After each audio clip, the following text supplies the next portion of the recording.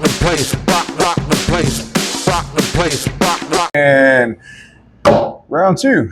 Excellent. So local St. Louis beers. Yes, yes. I went with an Old Faithful. I went with our friends at Four Hands Citywide, but I went with the American Pale Ale, the APA. Don't drink it as much, and I don't think it's as popular, but it's the version I probably like the most. I'm a big APA fan. It's nice. I like it. Yeah, definitely. I went with the Love Gun Vanilla Cream Ale from Heavy Riff. So it's one of my faves as well. Love Gun. Love Gun. Oh, and shout out to Urban. It's funny, I'm drinking Four Hands in an Urban glass, but that is a rad glass there, dude. Yeah, man. I've got the shirt that has that on there. Yeah. Like, this is cool, man. Heavy Riff has some of the coolest t-shirts. Without a doubt. They really do, man. The Heavy Riff shirt that has the old PV logo, it's the PV font. Yeah. Man, so cool. It's the purple, too. Like, it just looks great. Yeah, they got some good things there. So let's talk about your home brews, man. So all right. Our last segment here, let's dive into your beers a little bit. So Sure. the Honey Bun was the first one that you ever entered. It's a Honey American Wheat Ale. So that was the first go. Yes. I don't know. I feel like, I know we've talked about that, but And it was, you guys were out at Smash 2 years ago. Okay. Because I made a Smash beer and I dropped the carboy and it shattered in my apartment. Oh. And 5 gallons of Smash beer went everywhere. But I also had made the honey buns with Amelia. Do you still smell the beer sometimes? Yeah, I'm usually on the floor and people are like, what are you doing? When you wake up on the floor. Oh yeah, that was horrendous mess. Oh, man. To get all that cleaned up. Yeah, Heartbreaking. It took a while. Yeah, it was very heartbreaking. But I called Gio and I said, I need your help, man. Hey man, look, I don't have a Smash beer to pour because that's one of the requirements was. Dad, I need your help. Yeah, Dad, permission, please. And so he talked to the committee, the St. Louis Brew Hogs committee, because they're the ones that that puts on the actual Smash and at Stiller Hog. And he said, hey, everybody agrees you need to come in and pour your beer. Sweet. And which turned out well. I did very well with, I didn't get any awards, but it was like really close for my first beer and people tasting it. So to get that experience of people going, man, I like that. Yeah, man, it's cool because it's a special brew for you. So it's and sweet. Because it was with my daughter. You know, I mean, that's just cool that like, but your collab beer with your daughter is your round one at a comp, and I mean, just to have a respectable brew like that, it's cool. It's legit. Yeah. So I mean, that's really where it started. With, okay, I really want to figure this out. Yeah. And there's two approaches I think about with. You can brew beer to enter competitions to get your bling, your medals on the wall, your ribbons, your accolades of you've done this and that. And that what that proves is out of the BJCP, you are making a beer that is meeting a high quality for that style that you're a certain level of standard. Exactly. That's a good point. That's a good way to look at it because it's almost like it's guaranteeing that you are brewing at a certain caliber. And that how to brew that category, that style, that how to do that on your system. That's a good point and good advice because any of our friends that are like young homebrewers, you're rookies in the game, if you're nervous or insecure about entering the comp, like even without winning, getting that level of positive feedback, it's still telling you that like you're still on the right track because you're brewing it to the certain specs. You're brewing at a certain standard. Exactly. Yeah, man. But the other part of that for me is you have the BJCP categories of this is how you need to make a beer for that category to meet the standard, right? So that's one. And you need to know that because that helps build consistency in your own system. So you can repeat that process over and over, and then you just start experimenting with it. I want to do this with it or that with it. But I know I can come back to the base. I know what that is. Yeah. It's in that block. I got it. But the other thing for me, more important for me, is what do the people think? Because I can make a beer that I get a gold medal in a competition, and then I have people try it and they're like, it's okay. Yeah.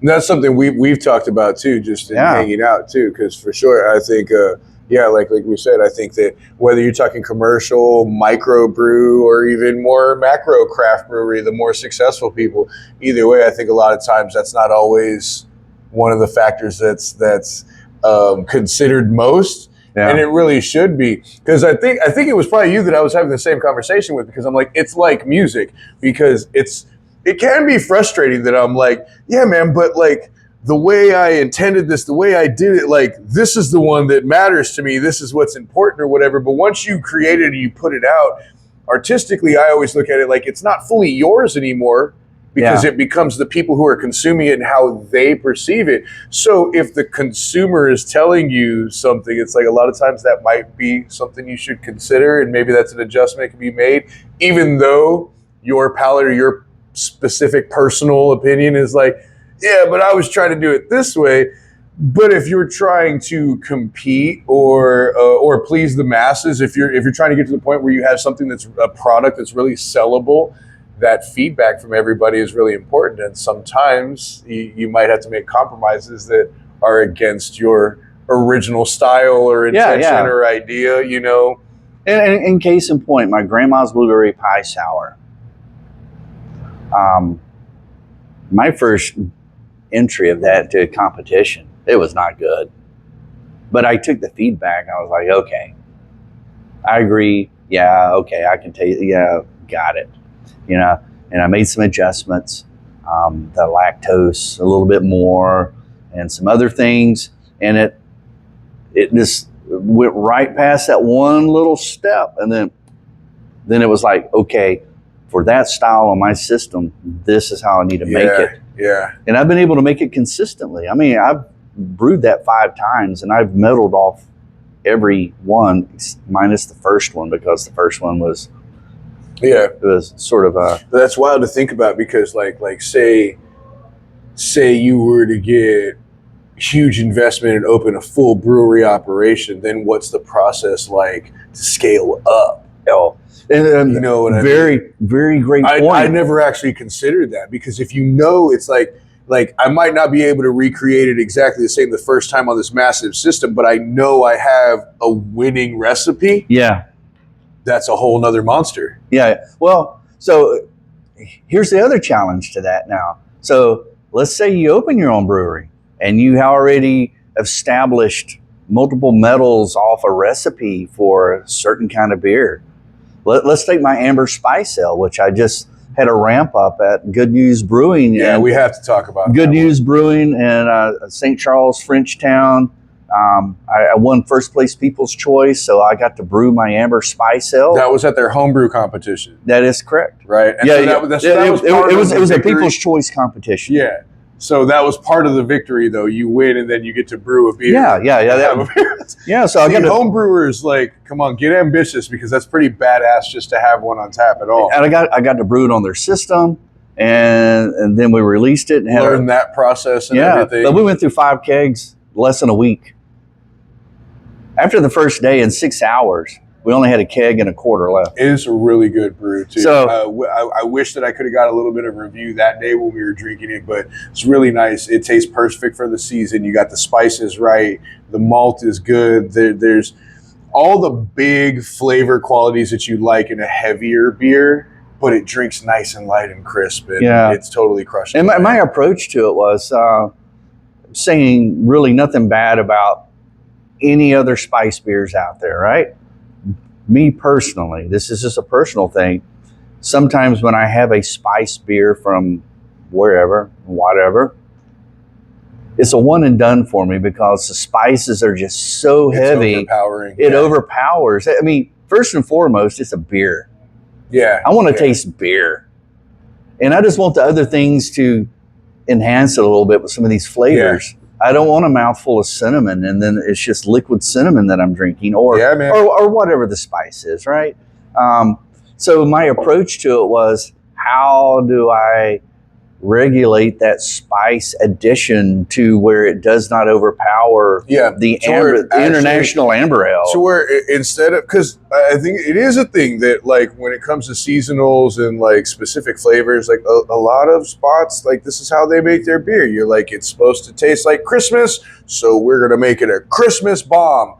Instead, you've got this nice approach of like, how do I make sure that it has those flavors, but I have this balance? Yeah. Because man, like it's got great color, and just off of appearance and on the nose, you expect it to drink heavier than it does. And I think that's what makes it really fun, really unique, really different, and like kind of perfect for the season, because it's not difficult to get heavy, thick, malty, dark, roasted, coffee flavored beers at this time of year. It's really easy, but to find something that has those familiar and similar flavors, that drinks that light, that you can sit and like crush with your buddies while watching the game on Christmas Day. Yeah. Hey man, I don't think that's real common, at least not in our area with local craft beer.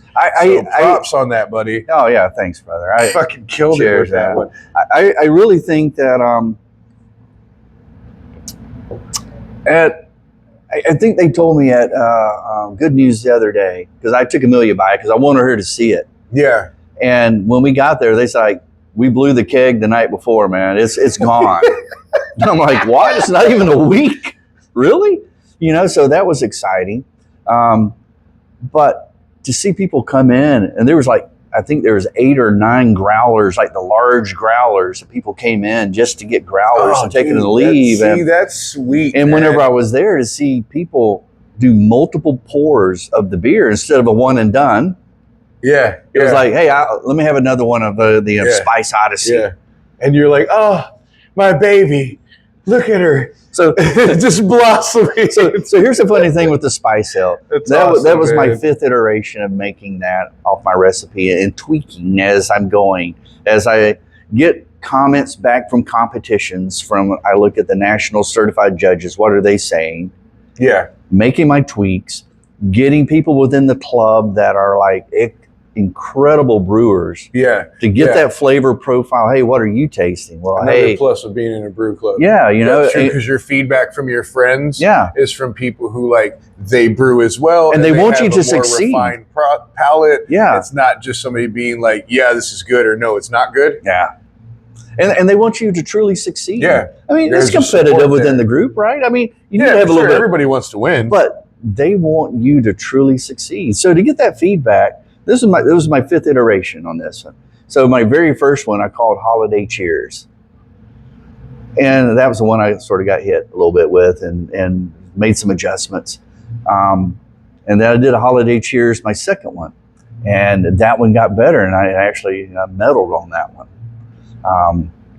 Then my third one was I had 12 bottles of this in the back of the cooler that I did not know I had.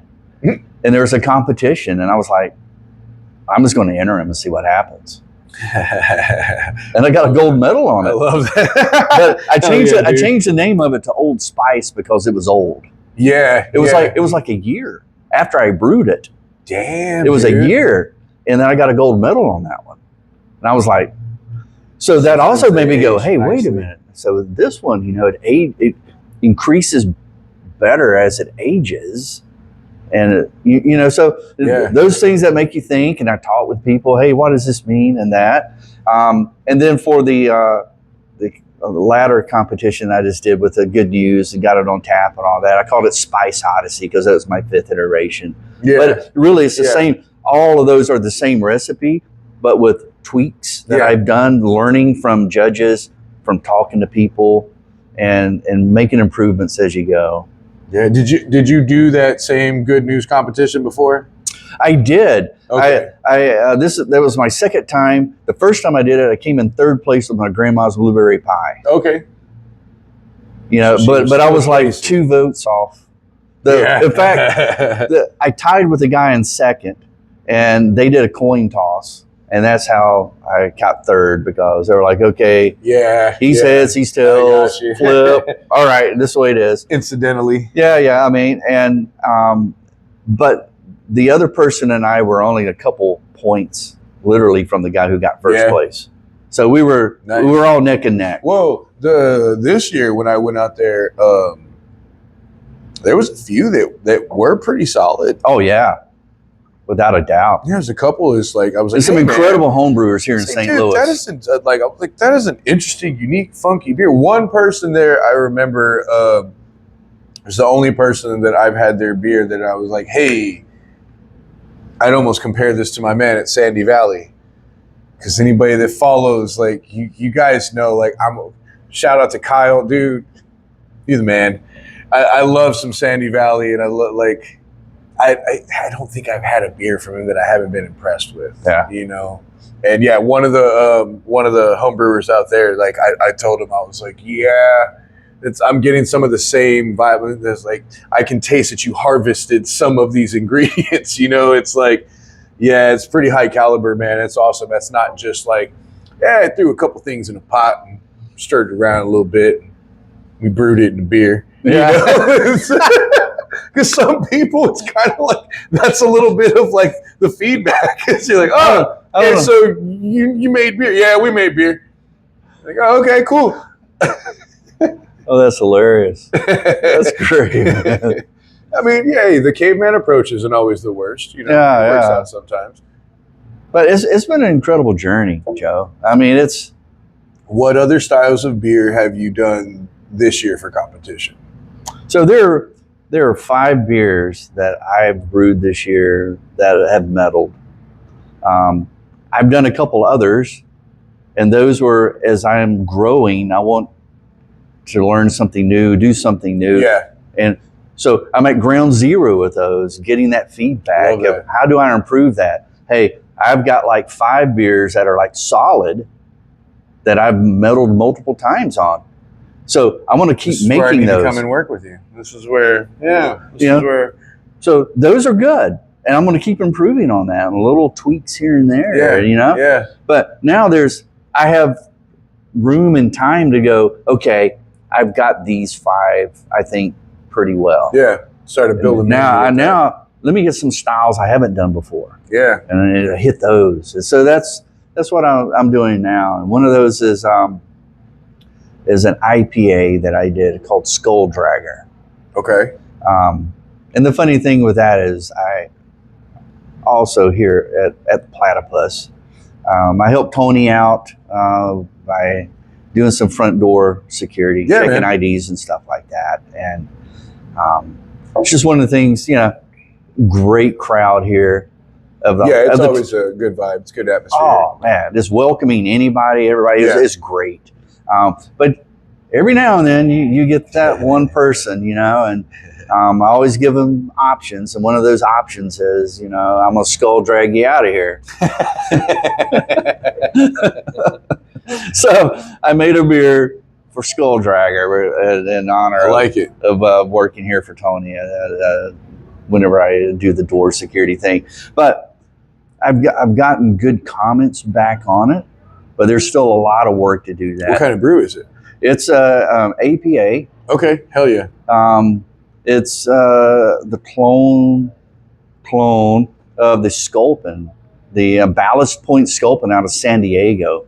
I don't think I've had that. I don't think I know that one. Well, hey, I have a can. I'll get it to you so you can try it.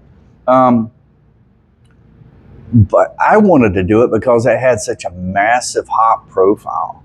There's 5 different hops that are used in this, and you dry hop as well. Yeah. And Super West Coast I've style. never done that before. Yeah. And I'm really intrigued by it, and I want to learn that. I want to know how to do that. And so, I've done my first iteration of it. I've got my notes.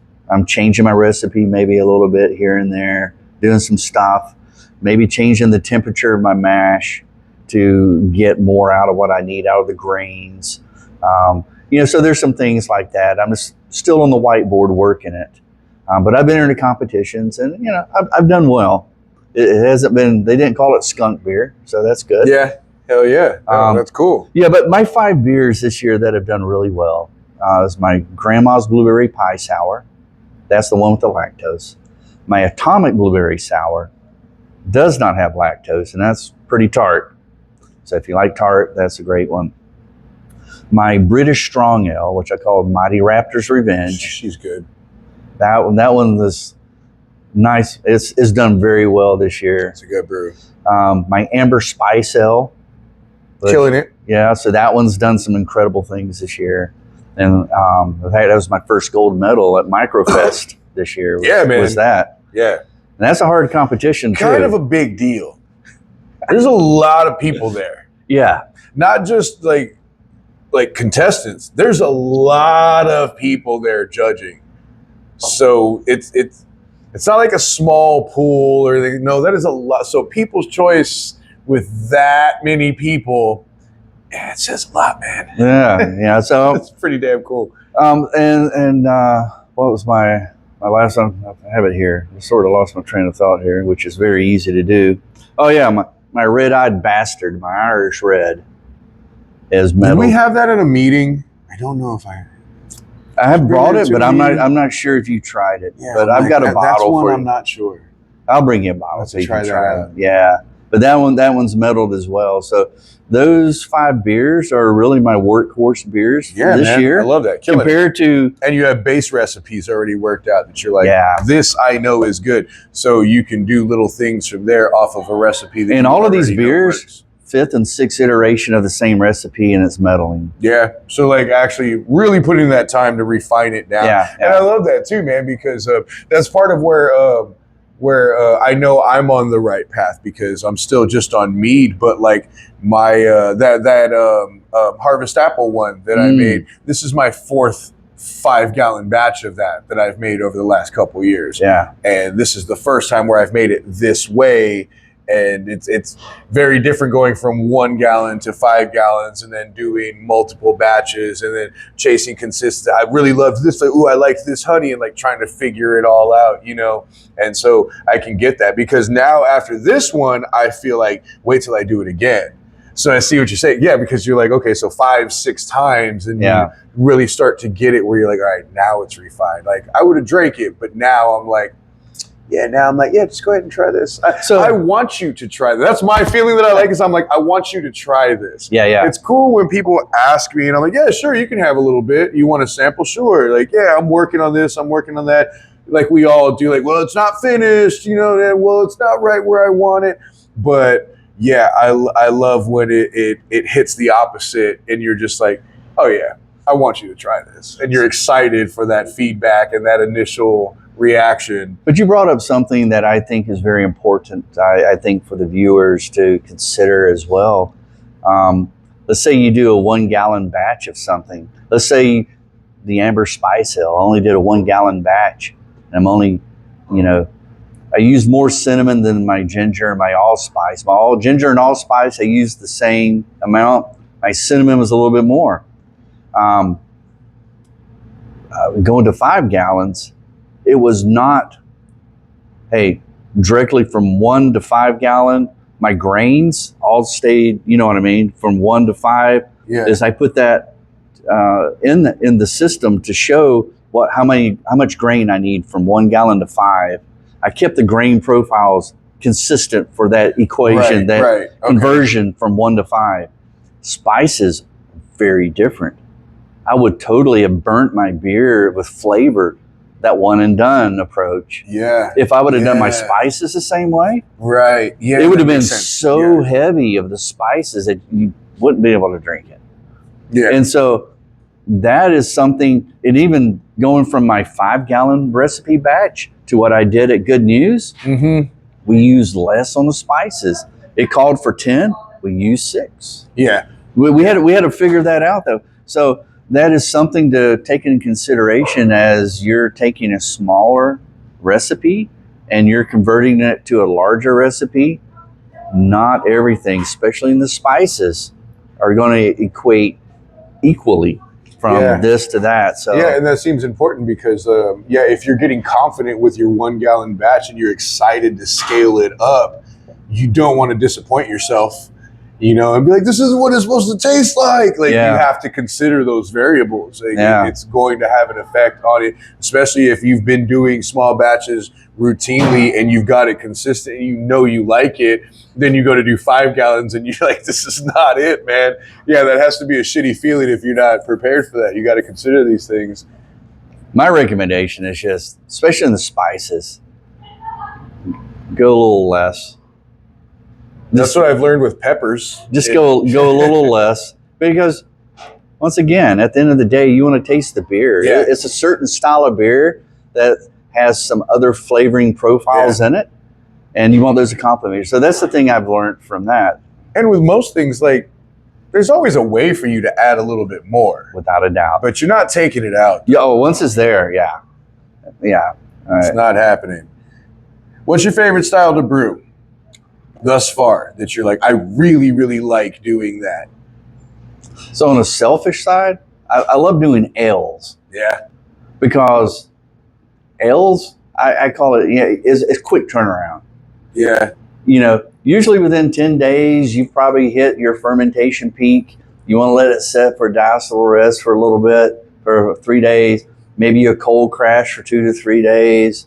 If you add gelatin so you can clear your beer up a little bit, Okay.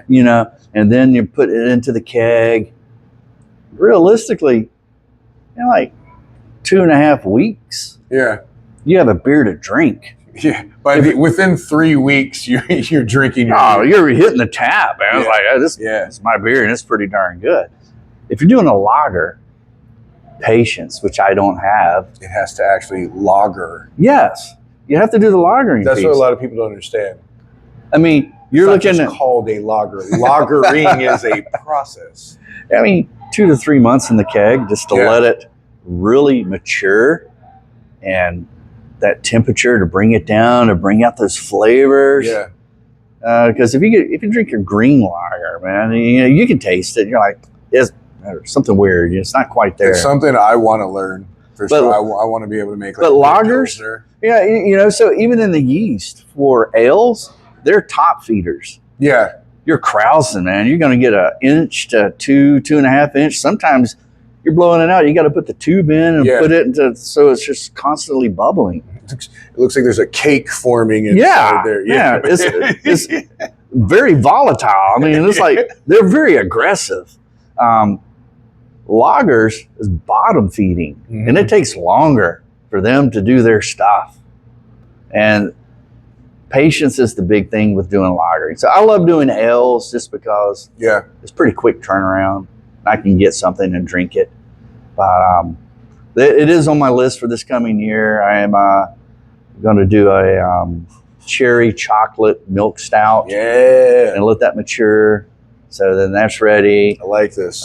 There's some other things I really want to get into the lagering side, because Okay. I have the capability That's now what I to be was able going to to ask do you next. lagering. Is going into this next year, like what's something you're really trying to get into? Yeah. Lagering to really No, now I get it, dude. understand that piece. That's something I want, because it doesn't seem easy to start to finish to create the kind of like pilsners that I really like to drink. I'm like, I want to learn that. I want to get that down, because it can't be that easy. Like it's Well, yeah, the big thing specific. is temperature control Yeah, during fermentation. and you can't mess that up. That is crucial. The fermentation during lagering, that's the big thing. So for homebrewers, that's why ales are the easiest thing to do, because you can pretty much have it at 68, 70 degrees. Yeah. You're okay. And if you're a flavor hound, it's kind of the way to go, because like you're saying, quick turnaround, and like ales have all the big, bold flavors. I like lagers for my all the time easy drinking. They go great with a bunch of food, especially all the bar foods. Like, I feel like you got to have a good all the time lager. But malty beers, like thicker, heavier, more bold malty beers, are always going to actually be my favorite. Yeah. So it's like it's you can't go wrong if you're making ales. Yeah. So for the home brewer, just getting in, ales I think are the way to go. I like that. If you have a system, and over time I've been able to acquire different things. Like I have a freezer that I've turned into a keezer. See, that's what we're working on next, friends. I got, I'll have 4 taps on that. I got a nice. kegerator. I've also got a cooler that I can use for my temperature control for lagering. Yeah, so I can put it in there, set it down to 33, and leave it there for 3 months. Oh, nice. And it doesn't mess with the keezer. It doesn't mess with the kegerator. That's slick. So you have that. And I only bottle for competitions out of the keg. Okay. I used to, before I had what I have now, I used to have to put the sugar drops in the bottle, put it in. So then now you're talking about another 2 weeks after fermentation for that to condition. And a different level of labor too. And it takes up so much space. Yeah. Yeah. I mean, a 5-gallon keg is really 2 cases of beer. 48 bottles to 52 bottles of beer, you'll get out a 5-gallon batch. Yeah. If you do a couple beers that way, I'm good with that. I'm not saying it's a bad thing. Man, well, going into this next year, I know for us, for me personally, and for the Obot brand, we're going to get into a keezer build. Steve is going to come out and help me brainstorm some of that. Excellent. He's a great guy. But like, no, now I'm like, as we show the people how you can, from scratch, just take a deep freezer and turn it into a keezer system. And we'll talk about doing the same thing with a mini fridge or the actual refrigerator. I have seen some cool ass builds on YouTube of people using their full size refrigerator and running tap handles off the side of it. Yeah. I'm like, hey man, that's pretty sweet, because what big, awesome, easy space to move around and work with. I'm like, very cool. But we'll give you guys the rundown and some info and knowledge on how to make that happen. But it sounds like we need to set up a revisit and come out and see some of your stuff, man. I would love to be able to set everything up. Some of what you got. And talk about to be able to process show, I have a bit. 1-bedroom apartment. And so I have the capability in a 1-bedroom apartment to have 6, so 2, 4, 7. I can have 7 beers on tap in my apartment and still have a place to be able to do temperature controlled fermentation for the lagering. Yeah. It won't interfere with that. And be able to have that. And then I'll just bottle off the kegs for competitions. Yeah, yeah. See, you got no excuses. You want to brew beer, you can brew beer. Stick with us. We're going to show you how. Yes. Man, I think we're going to wrap this up. Yeah, let's wrap it. That's a great spot. Yeah, it's been good. Dude, thanks for fucking doing this, man. Brother, I appreciate you. We're going to do a follow-up. We're going to do more to come, 100%. You got anything big coming up? Any competitions you're eyeballing early part of the year or anything? Yeah. It's the Scottish National Homebrew Competition again, the one I got the honorable mention for my Mighty Raptors Revenge, my British Strong Ale. So I'm sending that back. It's been revised a little bit, so I'm sending that back. Sweet. And my Red-Eyed Bastard, my Irish Red. Those are the 2 I'm sending there. Yeah.